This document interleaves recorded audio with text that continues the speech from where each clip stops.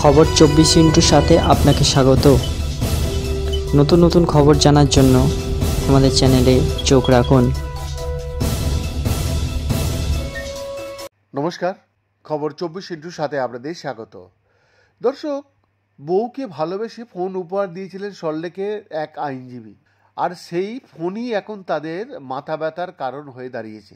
হাজির হয়েছে গুজরাট পুলিশের দল। পুলিশের দাবি, আইনজীবীর স্ত্রী যে ফোন ব্যবহার করছেন তা সাইবার অপরাধের কাজে লাগানো হতো, যে বিষয়টির যৌথভাবে তদন্ত করছে গুজরাট পুলিশ এবং বউবাজার থানার একটি পুলিশের দল কলকাতার। কলকাতা পুলিশ সূত্রে খবর, গত ফেব্রুয়ারিতে মধ্য কলকাতার একটি দোকান থেকে 49,000 টাকা দিয়ে এই ফোনটি কেনেন আইনজীবী। তিনি জানিয়েছিলেন, যখন ফোন কিনেছিলেন তখন পুরো সিল করা ছিল, নিয়েছিলেন জিএসটি বিলও।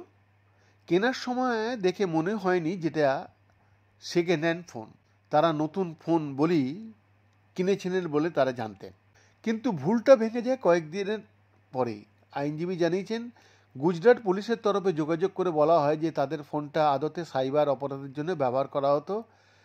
IMEI নম্বর মিলিয়ে দেখা হয়েছে, আর সেটা শুনে হতবাক হয়ে যান আইনজীবী দম্পতি। পুলিশকে জানানো হয় যে দোকান থেকে বৈধভাবেই তারা ফোনটা কিন্তু কিনেছিলেন। সেই পরিস্থিতিতে মধ্য কলকাতার ওই দোকানের মালিকের বিরুদ্ধে হেয়ার স্ট্রিট থানায় অভিযোগ দায়ের করেছেন আইনজীবী।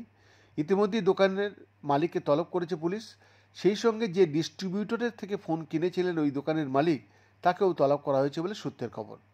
পুলিশের বক্তব্য, আইনজীবীর সঙ্গে স্পষ্টতেই জালিয়াতি করা হয়েছে। ফোন কেনার সময় কোন কোন বিষয় দেখে নেবেন শুনে নিন বা বুঝে নিন।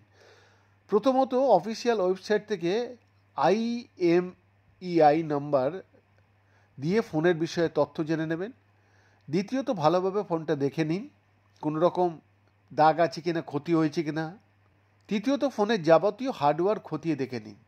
চতুর্থ, ব্যাটারির অবস্থা কেমন সেটা ভালোভাবে যাচাই করে নিন। বৈদ্যনাথ দাসের রিপোর্ট, খবর 24/7।